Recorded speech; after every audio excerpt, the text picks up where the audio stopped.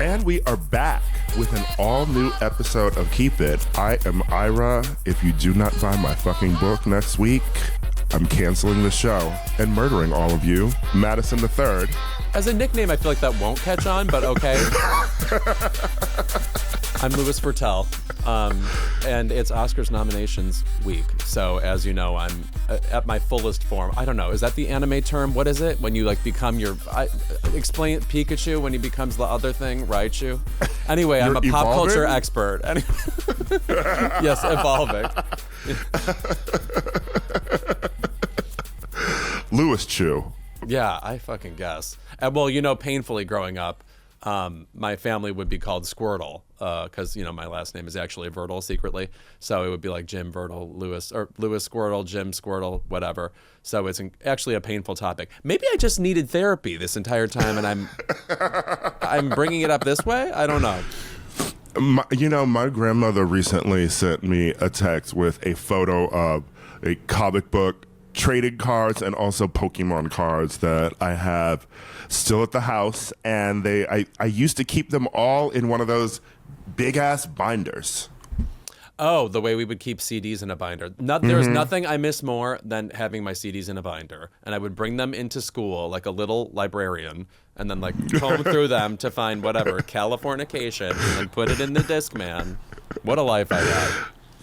Well, speaking of music, Louis, I am currently in a state of eusexual, I believe it's called. Me too. I have to say, I have to keep looking up the vowels in this word. It's a very kind of confusing word.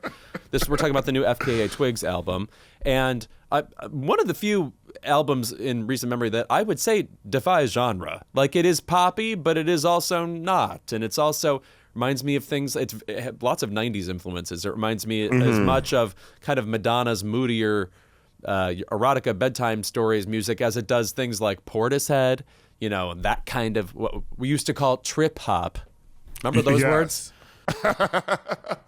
I was exactly going to bring up trip hop and Portishead, which I learned about, by the way, because Sarah Michelle Gellar in maybe like a Teen People interview or something said Portishead was her favorite band. Well, also, let me tell you something. She hosted Saturday Night Live once, and I'm still, when I think of the band Portishead, I think of her introducing Portishead and being so psyched about it. So that was an unusually rad episode. Certain SNL episodes just like do you have any SNL episodes that just stand out in your mind for whatever reason? I have two. One, when Helen Hunt hosted with musical guest Hanson. That was a hilarious Christmas episode. And also the most 1998 episode of all time, Scott Wolf with musical guest Natalie Imbruglia. I think I always remember, Britney Spears' episode and the fact that you could never find online that sketch of the alleged dance battle she had with Justin Timberlake at a club after they broke up. Right. Oh, yes. She was very funny in that Morning Latte, which remains my favorite recurring sketch in the history of SNL with Will Ferrell and Sherry O'Terry. Speaking of SNL, though, did you watch Madame Chalamet on the episode last week? No, but I saw his fits, which is mostly what I need Timothée Chalamet for. No, he is always like the hottest back to school. He's always the hottest back to school sale look you can wear. You know, like the coat, the the way cool kids look in a Kohl's commercial, except he's 27 or whatever he is. The musical performance is very interesting. As you know, he's in this movie A Complete Unknown. He is one of the Oscar nominees we'll be talking about today in this all Oscars episode, as I mandated when I took this job. But he performed songs of Bob Dylan's and not familiar ones. He actually began the episode by saying you probably haven't heard of these. And so it was an interesting choice. I'm sure the way they were orchestrated on stage is not at all like the original versions, but I thought they were sort of the best parts of the episode. I enjoyed Weekend Update 2, which contained an awesome shout out to the WGA nominated game show Pop Culture Jeopardy. But the musical performance was great, but a lot of the sketches he was in, and I assume Timothée Chalamet is just sort of game to be a bit immature on SNL and wants to let loose and not be self-serious or whatever. A lot of the sketches felt to me like they were written for all that. Was he screaming a lot? They were loud. There was a fitness thing where they were all on bungee cords and they were like throwing cake in each other's mouths. I was like, girl, where is Lori Beth Denberg to orchestrate this? My God. That sounds like Randy and Mandy, the Yes. chocolate sketch. Oh, you can't just take me to Randy and Mandy like that. Angelique Bates, come on, keep it. Well, now I'm going to have to watch it because I feel like I have subterranean FOMO blues. Oh, okay. Yes. Yeah. You sound like a big Dylan fan. I can tell you go deep. Yeah. Going back to this album, though, I was also being reminded of 9 Inch Nails, who are going on tour this year. Thank God, because when I got the news that Trent Reznor and Atticus Ross were not nominated for challengers for Best Score, I was pissed, but then I saw 9 Inch Nails was going on tour, so I feel like that's a good trade-off. But a lot of Eusexual reminded me of that, and I want to ask you specifically, the song Girl Feels Good. Yes. Candy Perfume Girl, yes? Quite, yes, which is a B-side on Ray of Light. As you know, that's one of Madonna's moodiest, indigo-tinged albums. That's when the Kabbalah really came to the fore, and she was really speaking in mantras that somebody else taught her, and I don't know if she processed them because there's a lot of lyrics on that album that don't make sense to me. But the Kabbalah bracelet era was very big in celebrity at the time. It was just like this red string that people wore. You were either wearing a Kabbalah bracelet or you were wearing a Livestrong bracelet. Livestrong, I would say, followed shortly thereafter. But yes, if you were Gwyneth or Stella McCartney or Madonna, yes, you wore these red strings, and it was, a little creepy. But it was you knew something about yoga and mysticism that was kept from the rest of us, and we'll forever not really understand what that is. Yes, it's interesting because I feel like when Madonna always has eras that resurface, right? We had our 80s moment, we had our 90s moment, I guess, in pop culture of those resurgences, and I feel like those were the songs that she played on the tour recently. And we're gay, so we're always listening to the Confessions on a Dance Floor era, and Hard Candy is what you'll hear sometimes when you go out, right? But I think we've really not had a resurgence of her Ray of Light era yet. Yeah, musically. There was a moment when I was thinking about this era recently because that song Aquamarine by Addison Rae sort of harkens back to that. Also, she literally says the words Ray of Light in the lyrics, which is cheating. Either evoke the era, you either evoke the era or literally just talk about the era. It can't be both. But yeah, I think people would be pleased to listen to that entire album back. Like Confessions, it feels like it flows from one song to another, not quite as literally as Confessions, but it's just really pleasing music that sort of doesn't feel just 90s, or it feels 90s in a good way, like Clueless. It's the music that I feel like I was really introduced to Madonna on, because, kids don't remember this, but when you wanted to watch a music video that you loved on VH1 or MTV, you had to sit through mini videos to get to the one that you actually wanted to watch. You couldn't just pull it up on YouTube. And so I was constantly seeing Madonna Ray of Light era music videos when I turned on VH1 because I wanted to see The Boy Is Mine or something. Right. Oh, I see. Oh, you didn't want to watch Madonna videos. You were trying to get to because I didn't really know her yet. Yes. I feel like I didn't hear that much Madonna 80s stuff. It was before the 80s sort of really roared back in the 2000s, and you would hear 80s music everywhere.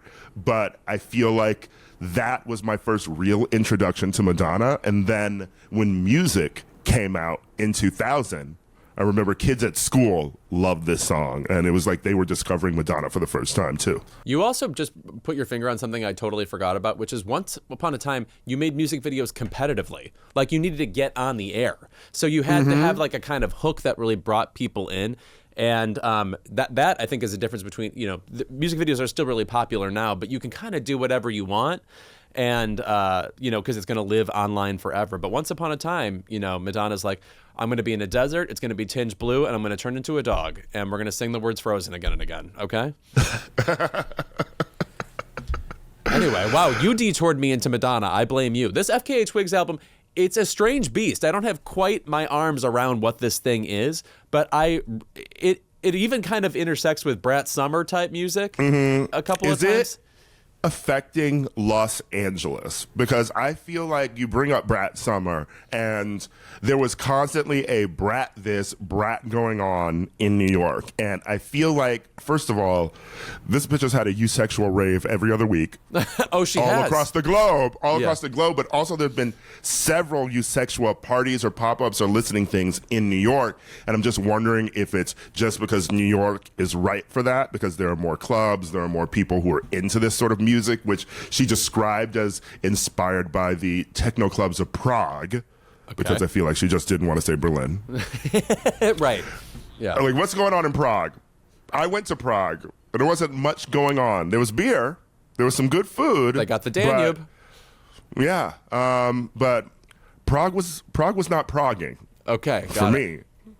I'm going to Berlin for the first time in March, so we can come back to this conversation. But no, I would say people are aware of FKA Twigs, and again, we are obviously in YouTube afters culture, and she is. If one thing is consistent about FKA Twigs, it's the wild ass videos where you're sitting Drums there. of Death is a beautiful video. I think that just like the HR Britney womanizer of it all, with the dancing in the chairs, I fucking love that video. She's also a really awesome vocalist, though I will say this. I love the experimental nature of her music, which is always experimental. I don't know that I'm always loving what she's doing with her voice. Like, there's a kind of high-pitched thing going through this music here that I don't want to call it... it just feels a little bit cloying to me. I don't know. I feel like my favorite era of hers was when she made Holy Terrain. I love that song with Future, and I like to sort of like her hip-hoppy, trip-hop vibes, and so I'm happy that it's back on this album. I will say, Miss Twigs, you owe us a fucking song, because I know you remember Dua Lipa's Future Nostalgia Live that happened during COVID. Yes. And you remember when she was dancing on the stripper pole at one point. It's an unreleased song of Dua's and FKA Twigs. Okay, well, that is unacceptable, because Dua released everything from that era, seemingly, and yet not that. It has never come out, and it's called Why Don't You Love Me, and people have put it onto SoundCloud, so you can go and listen to it if you want. But come on, girl. It could have been a Radical Optimism B-side. I mean, because Radical Optimism, as you know, I believe was B-sides. I wasn't getting A content from that. It's so weird that tour is happening later this year. I know. I mean, it's not a terrible album. It's just not, like, momentous, really. I'm still obsessed with the Dua Lipa song That Kind of Woman, which was released on the midnight edition or whatever of Future Nostalgia. Love that song. And If It Ain't Me, which was originally supposed to include Normani, there was a leak of that, remember? And then Normani was snatched off the song, probably because she just didn't come to the studio. Right, that does sound like her, doesn't it? Anyway, what's going on this episode? What are we doing? Of course, as we said before, this is all about the Oscar nominations. So when we're back, we'll get into those. Keep It is brought to you by Acorns. Louis, what's one money lesson that you learned the hard way? How about every time I get on Instagram, I am in serious danger of dropping $500 on whatever is thrown in front of me. It could be anything. It could be a shirt. It could be fuzzy dice. It's just, there's an endorphin boost I get from spending on things. I can't imagine. It has to be what steroids feel like. I don't know. Well, maybe you should be like a squirrel, because let me tell you, squirrels are nature's greatest investors. Why? Because squirrels spend a huge chunk of their lives stashing away their acorns. In fact, one squirrel can store over 10,000 nuts each year. They save so many acorns, they have zero idea where most of them are, okay? So losing track of your assets isn't the best financial strategy, but this next part is pretty great. Those acorns the squirrel totally forgot about. Some of those grow into oak trees, and those oak trees grow into more acorns, and bam, just like that, the squirrel looks like a complete genius. That's why we love squirrels. They are living proof that anyone can be an investor. They just have to give their acorns a chance to grow. Who the fuck are you, Aesop? I learned all of that from The Tree of Life. Oh, really? Jessica Chastain. She had lessons for us. I had no idea. Acorns is a financial wellness app that makes it easy to start saving and investing for your future. You don't need to be an expert. Acorns will recommend a diversified portfolio that matches you and your money goals. You don't need to be rich. Acorns lets you get started with the spare money you've got right now, even if all you've got is spare change. So the reason I love Acorns is that I am always unsure about what to do with my spare change. If I'm getting, change in my hand, I'm like, do I put it in my wallet? Do I stick it in my jeans? I'm like, I'm confused. I'm frazzled. But when you tap and use Acorns, the app, it will save that spare change for you, and you won't even have to worry about investing. I love thinking of you with harried character actress energy. I was like, you were played by Julie Bowen for a second. I'm acting all over the city, Louis. Kathy Guyswhite, where are you? Sign up now and join the over 13 million all-time customers who have already saved and invested over $22 billion with Acorns. Head to acorns.com/keepit or download the Acorns app to get started. Paid non-client endorsement. Compensation provides incentive to positively promote Acorns. Tier 1 compensation provided. Investing involves risk. Acorns Advisors, LLC, and SEC registered investment advisor. View important disclosures at acorns.com/keepit. This show is sponsored by BetterHelp. Now, I've done therapy for a while, and I find that the most helpful thing about it is identifying the parts of my life where there is dread, where I am thinking to myself, I'm sitting around wishing this thing that's going to happen isn't going to happen, even though just confronting it and thinking about it and identifying it would make me realize, whatever, my day will move on. We'll all live. And BetterHelp is an amazing way to help identify these things. BetterHelp is fully online, making therapy affordable and convenient, serving over 5 million people worldwide. Access a diverse network of more than 30,000 credentialed therapists with a wide range of specialties. Easily switch therapists anytime and at no extra cost. Around these parts, we used to call Louis Judge Dredd. Oh. But now he can write his own story with BetterHelp. And so can you. Visit betterhelp.com/keepit to get 10% off your first month. That's BetterHelp, HELP.com/keepit.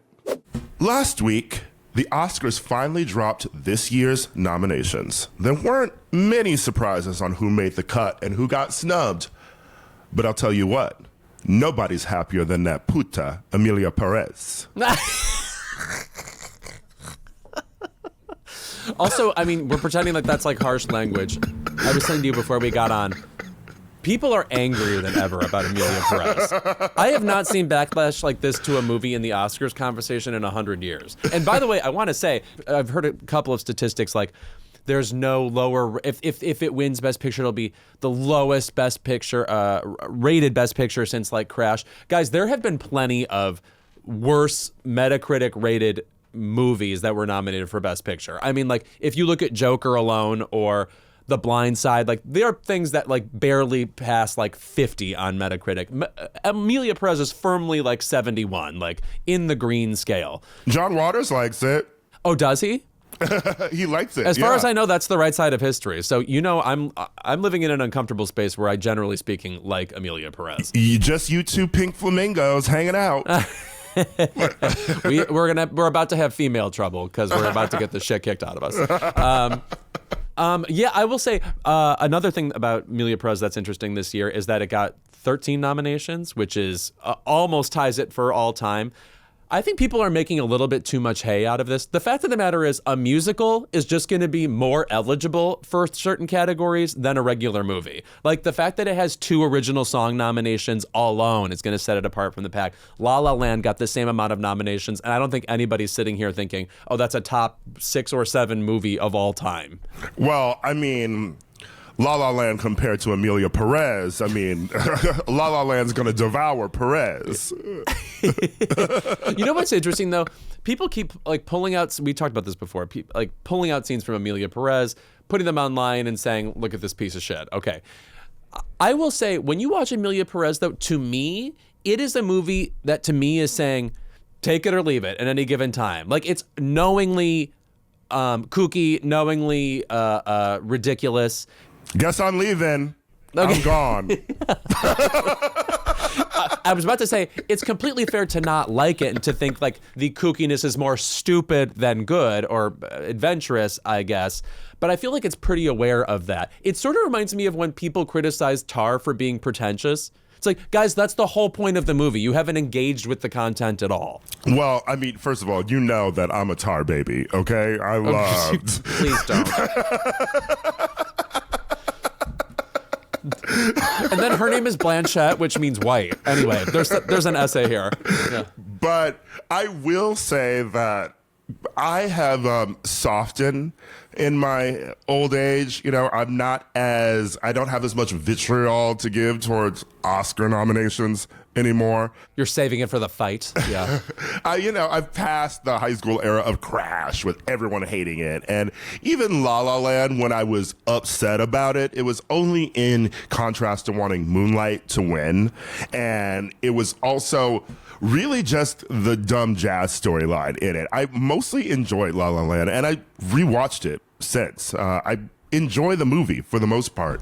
And I feel like Emilia Perez, I don't like it. But I will say that when I watched it at IFC, I was cackling.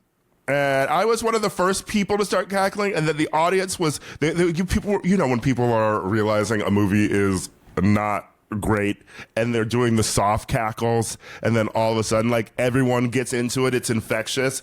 I was carrying during that movie. At a certain point you're just like, okay, here's what's happening. Yeah, I will say, does it, and again, I liked the movie, was amused by the movie, thought it was, mostly on the rails, even though it's a crazy movie. I don't know that I need it to be a front runner in the Oscars conversation. That said, I would not call myself really bowled over by this year's Oscar movies. So it's sort of difficult for me to say where it really belongs. Like, I'm looking at these other Best Picture nominations, and it's like, I really liked Anora. I'm sort of surprised to look at these and think, I guess Anora's my favorite.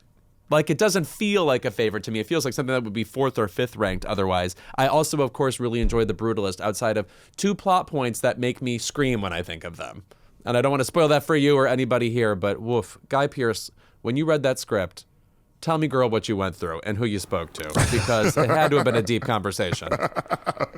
I think of the films nominated for Best Picture, which are Anora, The Brutalist, A Complete Unknown, Conclave, Dune Part 2, Emilia Perez, I'm Still Here, Nickel Boys, The Substance, and Wicked. My favorite is Anora, with Wicked and Nickel Boys probably in second. Yeah. Nickel Boys is a very interesting movie. I don't know if we've talked about it much, but it's from the perspective of these 2 boys, and literally, as in you're watching the movie out of their eyes, which I don't remember the last time I saw a movie like that. And it ends up, it's an incredibly harrowing movie, and Anjanou Ellis-Taylor gives a performance as one of the boys' mothers that really anchors it in this emotion we can latch on to. Also, it's a really impressive movie. It's also a bit frustrating, and there's a lot of sort of filmic things that occur. Like, there's like montagey things that I found a bit disorienting, and I don't know if the movie needed it. But I'm really glad that snuck into Best Picture. And also, have we talked about I'm Still Here yet? Have you seen it? I have not seen it yet, but it is still in theaters, so. Yes. Let me say this about this movie. Fernanda Torres, who was nominated, we talked about how she's the first Brazilian actress to be nominated for Best Actress since her own mother, Fernanda Montenegro, who appears at the end of this movie, too. Wepa. Okay, thank you for that. Capiwara. I don't know anything about Brazil. Okay. I think there's a lot of heat behind this performance. I feel like she is now the front runner to win Best Actress. And this is an interesting year because all 5 nominees are from movies that are nominated for Best Picture. It's Cynthia Erivo in Wicked, Carla Sofia Gascon and Emilia Perez, Mikey Madison and Anora, Demi Moore in The Substance, and Fernanda Torres in I'm Still Here. She, of course, won the Dramatic Golden Globe category for Best Actress. And weirdly, it's even though it's about a real time of political upheaval in Brazil in 1971, they were under a military dictatorship, and this woman's husband is taken away from her. She's thrown in prison for a second. It weirdly, to me, feels like a Oscar nomination from the 40s, and by that I mean Greer Garson would be in movies where something terrible would happen to her, and then she would do 7 dignified things, and then that was the movie. So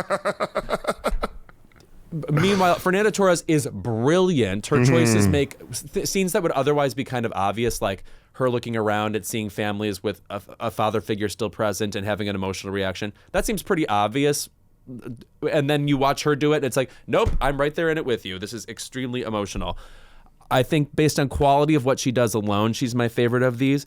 But at the same time, the character kind of has no flaws. Like she's a real life activist, and we don't get to see her play any internal struggle about what to do that isn't her just making the right call. I hate to say this, but I'm a bit of an America First person when it comes to the Oscars.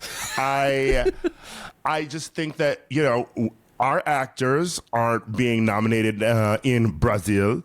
We're not being nominated that much for BAFTAs and shit, but it's always a British actor. It's always a foreign actor. The movies are always getting into Best Picture when we have Best International Feature.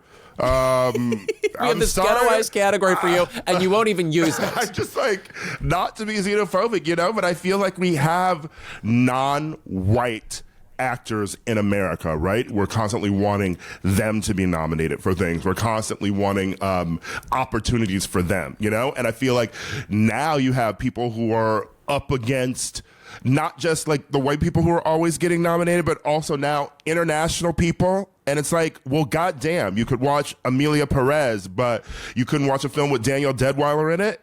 Yeah. Trust me. It's don't set me off on the Danielle Deadwyler thing. First of all, no, I don't. I believe it. Is it illegal to talk about Piano Lesson? I've not heard one goddamn person bring up this movie where she again is saddled with so much. She has to make this weird story about literally just a piano and what she's going to do with it, and the fight she has with her brother about it. Fascinating, and beyond just a play we're seeing filmed for Netflix. And it's a transcendent performance. I blame R.L. Stine, because people still think piano lessons can be murder. Lessons can be murder, right? Yes, that is a shame.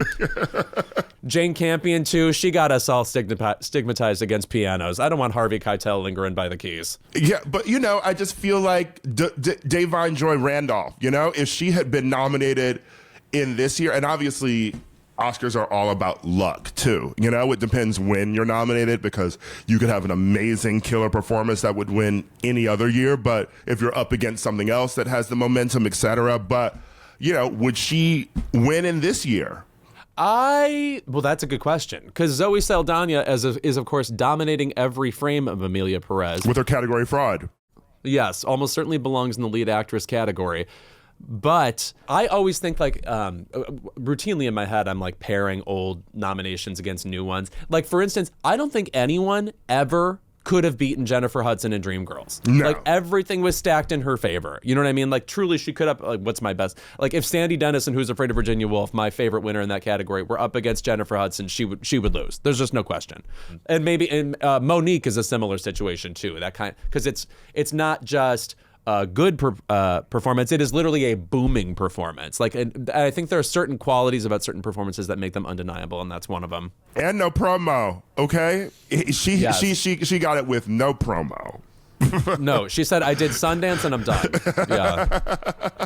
That is interesting, and I'm sure you have a trophy stripe coming up soon where you'll talk about the nominations, etc. But what I'm thinking about people who were nominated and historically in this category, you're looking at Best Actress. For me, I'm still rooting for Mikey Madison. I know she's not going to win. I think that she is just happy to be nominated at this point, and it's such a boon for her as a young ingenue, as they say. It feels sort of like a Jennifer Lawrence moment for her, a sort of Saoirse Ronan. I was going to say the same thing. Jennifer Lawrence in Winter's Bone is what this performance reminds me of, where it's the whole movie is her. Mm-hmm. If you're absorbed in the movie, that means she's doing a good job. Mm-hmm. But she's so new on the scene. It's sort of not a crowning moment, sort of introducing a debutante ball introduction. Yes, right. Introducing Mikey Dandridge, as it were. But I think these nominations stack up to, I think, Demi Moore winning or Fernanda Torres winning. I think those are people who could definitely beat some other front runners in another year. I think that Jessica Chastain winning in 2022 was plenty of these nominations could have knocked that out of the water. Right. That was a case of, oh, we all know what Tammy Faye looks like, and did she do a good job as her? Yes. Like, sometimes it's just that math of, did she play this person we're familiar with successfully? Lots of biopic people end up taking the crown ultimately. Here's a question. Amy Adams, who we love, and we were hoping would maybe have something going on this season until we saw Night Bitch. Do you think that... And then we said Night Bitch. Yes, right. That's the sequel to Night Mother. I've been waiting for it for years. I was like, that girl's dead in that bedroom, but I want more. Yeah. Well, you find out the bullet missed. That's how Night Bitch opens up. And the mother's like, oh, God damn it, I'll do it myself. Instead of convincing her not to kill herself, she's like, I'm after you now, now that you wasted my time. Here's just a fun hypothetical question. Imagine any of the other movies Amy Adams was in that we've wanted her to win for. If she's nominated for Best Actress in this year, do you think she would have a chance of winning or being a front runner? I mean, I have to say, it's something that is very telling to me is that Nicole Kidman, for some reason, didn't get in. Yeah. And I feel like what she does in that movie is kind of an Amy Adams performance. It's like a very insular... we're locked into her line of thinking and seeing her navigate a difficult situation and watching her almost have a panic attack at some point. That feels like a very Amy Adams, sharp objects-y role. You know what I'll say, though? That movie, and I don't know what your experience has been hearing people talk about it in LA, but Baby Girl, more often than not, is a movie that people are asking me if I've seen it and then telling me how much they hated it. Interesting. What's weird is, I thought the eroticism of the movie worked, which is the calling card of the film, the reason you would go and see it.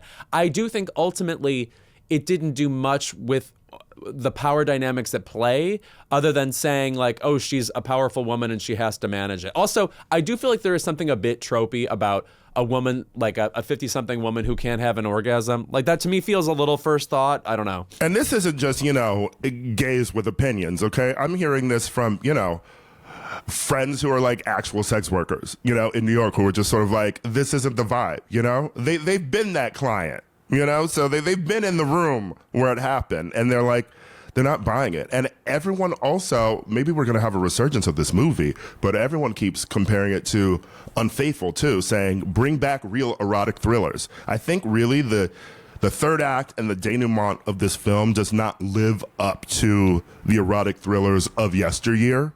And I think that's what people are really sort of missing. Baby Girl sort of falls flat for me.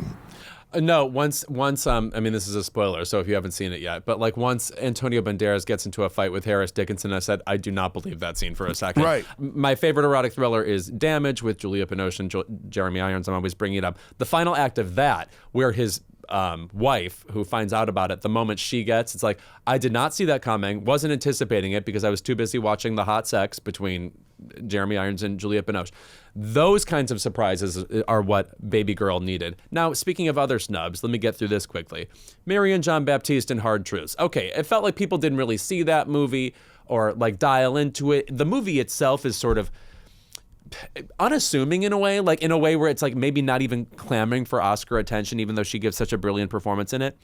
This wouldn't piss me off so much, that her not getting into this, and she is nominated for the BAFTA, and I'm kind of hopeful for her there. But anyway, it wouldn't bother me so much if Kieran Culkin and A Real Pain weren't giving an extremely similar performance and the utter front runner in the category, where it's about a prickly person where we're why can't they just fit in with everybody? What's with their vibe? What is lurking in their brain that's making them act this way? And it's Succession.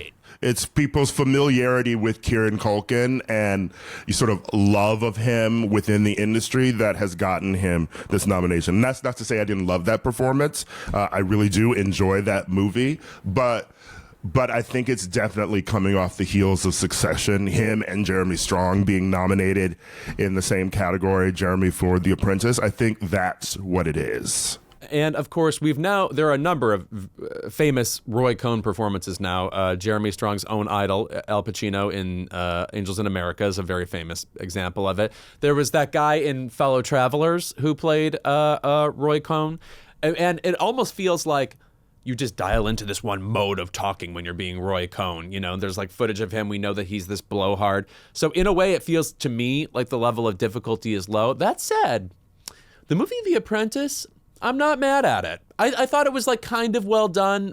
I don't know about tasteful, but I got a surprising Trump performance out of it. And we have Sebastian Stan as a first-time nominee here. Viva Romania, okay? But I thought initially that I was sort of over Jeremy Strong's performance, and now I'm sort of happy it's there.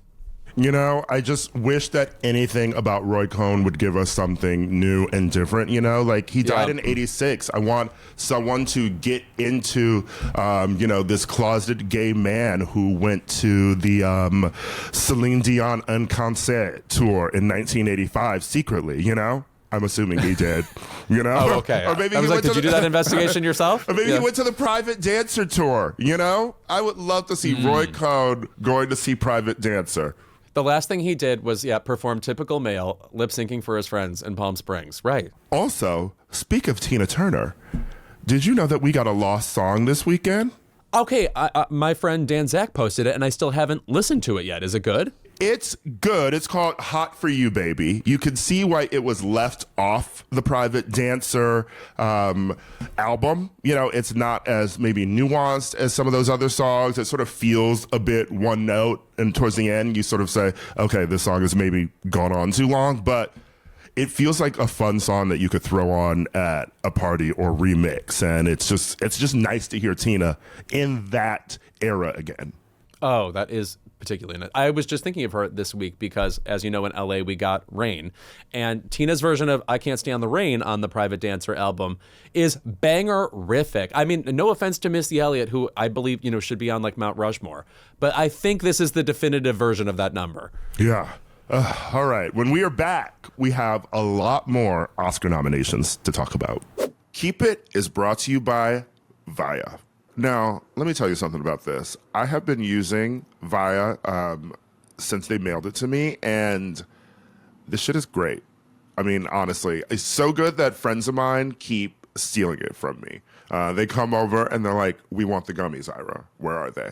I've used to take other CBD gummies, but these really sort of just feel comfortable. They taste good too. They come in all sorts of different flavors and different purposes, and it's really sort of what I use at the end of each night now. Do you have friends who regularly come over and just steal your stuff? Do you wonder if they're maybe just using you? Yeah. Well, I'll talk to my therapist about that. But for now, they love Via.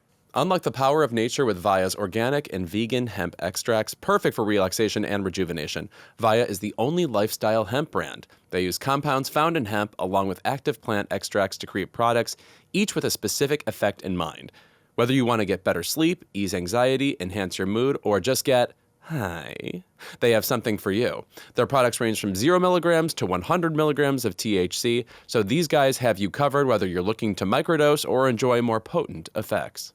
They also have one called Higher Love, and let me tell you, you don't need Love Potion number 9 after that. Ooh, now you've got me thinking about the hits of Steve Winwood. If you're 21 and over, go to via.co/keepit and use the code KEEPIT to receive 15% off. And if you're new to Via, get a free gift of your choice. That's VIIA.co/keepit. Use code KEEPIT.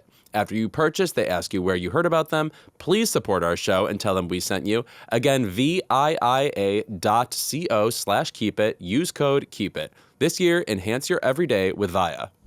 Keep It is brought to you by Fatty15. Well, I just had flashbacks to high school. I was going to say, was that your screen name?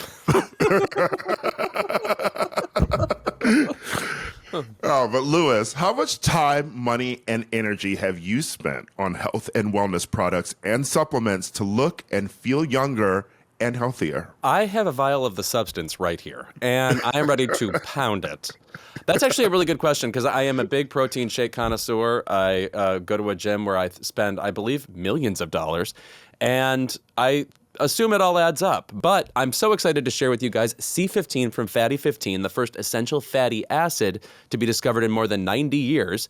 It is an incredible scientific breakthrough to support our long-term health and wellness, and you guessed it, aging and longevity. Based on over 100 studies, we now know that C15 strengthens our cells and is a key longevity-enhancing nutrient, which helps to slow biological aging at the cellular level. In fact, when our cells don't have enough C15, they become fragile and age faster. And when our cells age, our bodies age too. I learned that from M. Night Shyamalan. Old. Oh, yeah, that was a scientifically based movie. Finding out about what C15 does to our cells eventually led to studies finding the first new nutritional deficiency in 75 years called cellular fragility syndrome, caused by a lack of the essential fatty acid C15. As many as 1 in 3 people worldwide may have low C15 levels and cellular fragility syndrome. Fatty 15 is a science-backed, vegan, 100% pure C15 supplement free of flavors, fillers, allergens, or preservatives. It's so easy to add these things to your early morning. I get up, I have my iced coffee, I have my prep, and I have a little Fatty 15. That's the entire Louis Fertel diet. You know all my secrets. Fatty 15 is on a mission to optimize your C15 levels to help you live healthier, longer. You can get an additional 15% off their 90-day subscription starter kit by going to fatty15.com/keepit and using code KEEPIT at checkout. And we are back with more Oscar nominations chat on Keep It. Louis, Isabella Rossellini, she got it. I know. And also, not only did she get it, she was not lingering in 5th or 6th place. Like, she was probably in the 3 zone in terms of likeliness on these nominations, so I can't even say I'm surprised. As you know, first of all, we have had that woman on the show. She is, of course, a genius. Her interest in animal sexuality is second to none. She is a truly strange bird. And She's she will so tell you how sweet. strange birds fuck. She will tell you. She is so sweet. I have at least 3 friends who saw Death Becomes Her, the musical, the night that she attended it, and they all have photos with her. They said she was so nice to everyone in the audience. Okay, I'm sure. And of course, like, she's the daughter of Ingrid Bergman and seems every inch of that. Like, we love the family, love Roberta Rossellini. I will say about this performance, people keep claiming she has a big moment, like she delivers this monologue and it's Slay or whatever. I would call it half of a monologue. And also, is that really what you remember, or is it just that she is the only woman in the movie? That is what is memorable about the performance. That, I think, also makes me mad at the nomination, because it's just that Kim Basinger and LA Confidential thing. It's like, no, there was one pretty woman and 90 guys. Like, that's the novelty of the performance. So she is memorable, but I think it is like a ratios thing. I think you sort of need a moment from her toward the end of the movie, especially considering the twist. But she drops out right after that scene. No, correct. I would actually, this isn't quite the same thing, but Monica Barbaro up for A Complete Unknown, where she plays Joan Baez. For Oscar-nominated performances, I liked everything I saw on screen from both of these people. It did feel like they were a scene and a half short. Mm-hmm. You know, just like where's the other moment where they have a turn or something? Because Monica Barbaro has a very winning presence, and she also has that strange calm that Joan Baez had, which, if you've seen the documentary on Joan Baez, you know that her life is riddled with anxiety, as in I still have anxiety thinking about that documentary. But she conjured something very real and palpable about Joan Baez in that movie. But it's almost like the Elle Fanning character should have had one less scene, and she should have had one more. Mm-hmm. I mean, a movie about a male musician gives a short shrift to the women involved. Not shocked. I know, it seems crazy, right? Not a complete unknown to me. I've seen it before. Ariana Grande, I'm happy for the nomination. Yeah, well, I mean, I'll say this about, I can't deny that almost every time she had a comedic line, I'm laughing at the line. Mm-hmm. Like, she was dialed into the comedy of the role. And also, Wicked is a phenomenon. It belongs in this conversation. And also, I think at this point, it's fair to say she is like the runner-up to win, because Zoe Saldana, I don't know that Ariana has won much of anything in the run-up to this, but because Zoe Saldana is almost certainly going to take it. But I think she's in second place here. Felicity Jones is really good in The Brutalist. It's nice to see her again. She was nominated once for The Theory of Everything, a movie that I have to say, very an amazing score. That's the thing I remember most about that movie, other than, you know, Eddie Redmayne doing one of his famous Guess Who impressions, which is what he does on the silver screen. But Felicity Jones in this movie has, first of all, one of the definitive hand job scenes of the 2020s. Handjobs, underrepresented in cinema. Do you know what I think is the one that sticks out in my mind most? Nicole Kidman? Nicole Kidman, you are correct. Killing of a Sacred Deer. Yeah. That first of all, there's like 5 scenes in that movie where it's just like, what? Like the introduction of Barry, that was how Barry Keoghan was introduced to us, and we're like, oh, he's like a crazy person. Okay. Mm-hmm. But that hand job that Nicole Kidman gives in that movie, I'm still being jerked around by that scene. I'm still being jerked around.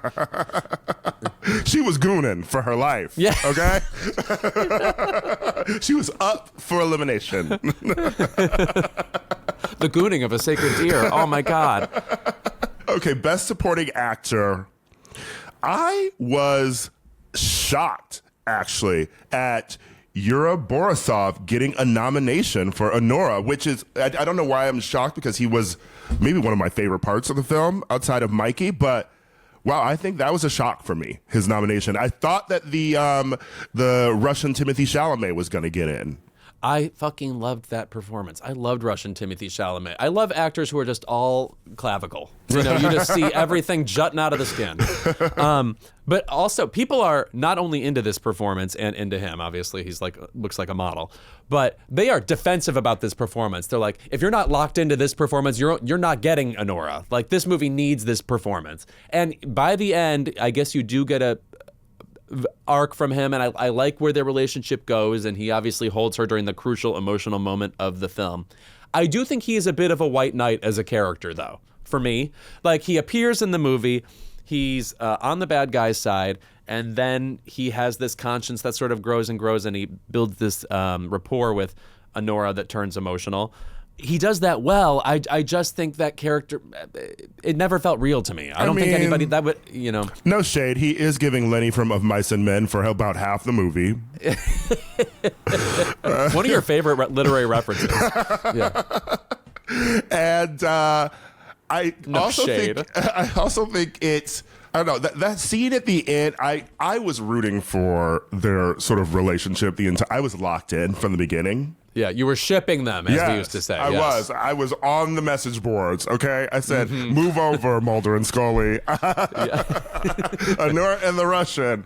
But I will say, as much as I love the film, and like I said, it's my favorite in the Best Picture race, the one rough scene for me is that, like, not their final moment, the moment before their final moment where we're just throwing, like, around every 2 seconds. I was sort of like, this felt like a acting exercise that someone filmed. Right. This is when they're like randomly watching the news for a whole scene. Who picked this? It's like, it's such a weird way to end the movie. Like, it's like, I think it's supposed to build a certain chemistry between them, but it's filmed jarringly. It's like from this downward angle, and they're on the couch. It almost looks like you're watching like Paranormal Activity or something. Yeah. You know, that is a really strange part of the movie. It was a Cassavetes rough cut. And I love Sean Baker, but could have done a little less with that. I think that, obviously, we talked about Kieran Culkin already. I love Edward Norton in anything, even The Incredible Hulk, you know? So I think we talked about Primal Fear before. What a fun, very like a kind of Agatha Christie-like performance. If you've ever seen like Witness for the Prosecution or something, you know, what's up with this witness, and then are we getting the real story? It's a fun performance to dig into. One of the few white actors who Spike Lee has sort of like been able to work with and like turn it out with. He has a big speech about actors in Birdman that I love, where he name drops people like Geraldine Page. And once you do that, it's forever with me, man. We're going the long haul. He's a page boy. Yes. Page boy. I'm pretending like he wrote it. Anyway, he didn't. But we should talk about Best Original Song, because what the fuck is going on here, babes? We've got... Do we have to? Two from Emilia Perez. The Journey from 688, which is written by Diane Warren, who has now been nominated, I believe, 8 years in a row. I think she has 16 nominations altogether, and none are for Guantanamo, where she should be sent. Speaking of I'm Still Here... She's the I'm Still Hereest who ever lived. I believe the official ballot at this point just has Diane Warren's name on it and a blank space where you write in the song each year. No, it's like Putin. Yeah, right. Like, did you check the Putin box? Because it's not fitting in unless you do. Also, I mean to say, she has terrific songs. Some of like the best ballads ever. I love "How Do I Live." I love "There You'll Be" from Pearl Harbor and stuff. But the past decade of nominations, I mean, I would be hard pressed to remember any one of those songs. I'm like the lyrics to "Applause" from a couple of years ago or a year ago. Absolutely not. But it's weird. Like, she doesn't have a ton of competition here. I guess a song from Emilia Perez will take it, right? It's like the musical that's eligible in this so it makes sense that would win. But unless, and this can sometimes happen when two songs are nominated, maybe they, cancel each other out. I mean, she has an honorary Oscar already, so now we're just like gooning again until she fucking clinches this damn thing. And then Best Original Score, as I said at the top of the episode, what the fuck with challengers not getting in? And I don't know how much I believe this, but I've heard that, Luca was really sort of pushing for Trent's score for Queer instead of challengers. And did he see that movie? That is a tough movie that got totally shut out here. One snub, you could say, is in the Best Actor category. Daniel Craig didn't get in for Queer. Though I would say this, and I get into this in my Trophy Strife episode about the Oscar nominations coming up.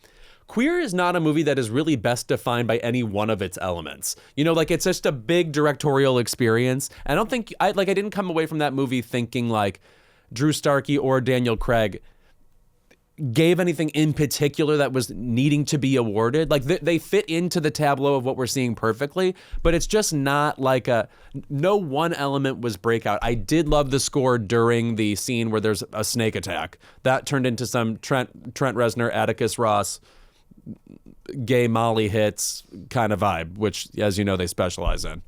Queer is sort of a stone soup of movies, if you will.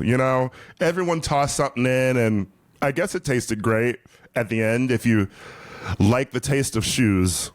It was a very muddy, murky movie. And afterwards, there's no version of watching that movie where you don't take a moment afterwards to be like, okay, what did I get out of that? Yeah, it's so weird to have a movie where I love so many elements of it, but at the end, I'm just sort of like, I'm sending it back to the chef. And I hate to say this, I think the actor nominations outclass the actress ones this year, because I'm looking at Best Actor, and this to me is the most interesting race. Adrien Brody is probably still ahead, even in the midst of this conversation about how they used AI to tweak his Hungarian accent or make it more authentic. I don't think anybody's watching this movie and thinking, well, he's a bad actor and AI made it possible. Like, Adrien Brody's a good actor. I'm so sorry.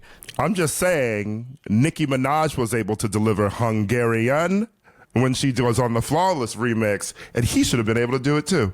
Okay. I do not need to hear him on the Flawless remix. But we also had Timothée Chalamet in A Complete Unknown, Coleman Domingo in Sing Sing. By the way, that'd be a good win. Wouldn't hate that. Ray Fiennes in Conclave. It's so weird that Ray Fiennes is not nominated for Best Actor, and I think he's definitely in 5th place. Like, there's just nothing about that performance that's clamoring for a win here. It's not like an emotionally demanding performance, even though he's perfectly lovely in it. In a way, it feels sort of like Conclave could have been a TV show, and he would be like the Emmy nominee lead for that show. And then, of course, Sebastian Stan in The Apprentice as Donald Trump. And I've got to tell you, it's pretty rare for someone to be nominated for a movie where they play the sitting president who his wife. That is a major scene in the film. I love Sebastian Stan. You know that A Different Man was maybe my favorite film of the year, and it didn't get a Best Picture nomination or really any nominations. It sort of got shut out.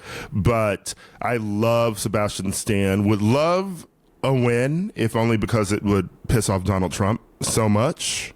And he will definitely be watching the Oscars. Oh, of course, of course. She's a fan. She double taps, okay? Yeah. But I am pretty sure that Adrien Brody is going to win. And my question is, and Emma Stone is so funny and so game for doing shit like this, and usually the Best Actress winner presents to Best Actor, yes? Yes. Oh, you want her to dip him like Halle Berry? And kiss Adrien Brody like he did to Halle Berry. Come on. Wow. Come on. That would be beautiful. And she's so short, too. Yes. So that would be like doubly hilarious. I like the instinct. I also really enjoyed, by the way, Nikki Glazer's joke about Adrian Brody at the Golden Globes, 2-time Holocaust survivor. That was very funny, very funny. And now to wrap up this conversation, I want to bring up something that Siskel and Ebert used to do. And if you know who they are a couple of complete bitches who posed as straight men to talk about movies. These ladies, every year while talking about Oscars nominations, would pick the single worst nominee of the year and explain why they thought it was the worst one. Ira, I challenge you to pick the single worst Oscar nomination of 2025 for you. Mine is actually going to go to Conclave. For? Best costume design. Okay. Are you fucking kidding me? Now we said it. Actually, now we said it. The Vatican designed those costumes, okay, bitch? Like, what are we really doing with best costume design? Okay, you probably called up the Pope and asked for some of his extra clothes. Like, you're fucking kidding me. I actually hate when movies like this get into, best costume design, because it's like, well, what did you really do? Right. Did you Google what do the costumes look like over there? Yeah. Over there in the palace? Come on. And then can we borrow some? Okay. Yes. I mean, I feel like Camille Grammer here, but like, you need to be honest. And now we said it. I have to say that is a really qualified choice. I'm not upset with that at all. Now, I have to say my standard is, of course, Isabella Rossellini in Conclave, who I believe, as you know, operates a scanner and points at a computer. She also tells Ray Fiennes, don't speak to her about that. Okay. 4 words that are important to the picture. I can't deny that. I'm looking at the original song options too, and those are competitive. This is just not a shining year for Diane Warren. And as you know, I'm begging for one of those. But I'm going to go with Isabella Rossellini just because if she's nominated for this, like, she just had so many other roles where it would make more sense if she were up for, I don't know, Blue Velvet, if she were up for, if she got a guest nomination for 30 Rock or something. There are just other places I would rather see her than up for this acting nomination this year. But man, Conclave costumes, you chose well. I mean, my second was going to be best cinematography for Emilia Perez, because I'm like, okay, slap some Instagram filters over this movie, and that's really what we got. I thought the film was kind of ugly to look at. Also, final trivia question. One actor this year is in 2 different Best Picture nominees, and this is the 3rd time this has happened to that actor. Do you know who it is? Timothy Chalamet? It is, yes. He's up for Dune Part 2 and A Complete Unknown. A couple of years ago, he was up for Dune and Don't Look Up, which was a real film, and we all saw it. And you can't take it back. Sorry, God. And then also he was up in 2017 for Call Me By Your Name and Lady Bird. Who is doing it like Timothy Chalamet? I'm sorry. The other white boys of the moment just really cannot compete where they cannot compare. No, he is a walking, hot, cool tongue depressor and slays every time. I mean, like, is it any shock that he is with Kylie Jenner? I mean, that is just like what a male celebrity of, like the 50s or 60s or 70s, like, would have done too. That's like you're bagging Marilyn Monroe. Precisely. Wow, I do not need to see his plays if he's going the Arthur Miller route. I'm worried about that now. Okay. Stay in the DiMaggio lane. Hit your home runs on the silver screen. Yes. All I'm saying is, at some point, someone will be Oscar nominated for starring in My Week with Kylie. Instagram basically is My Week with Kylie.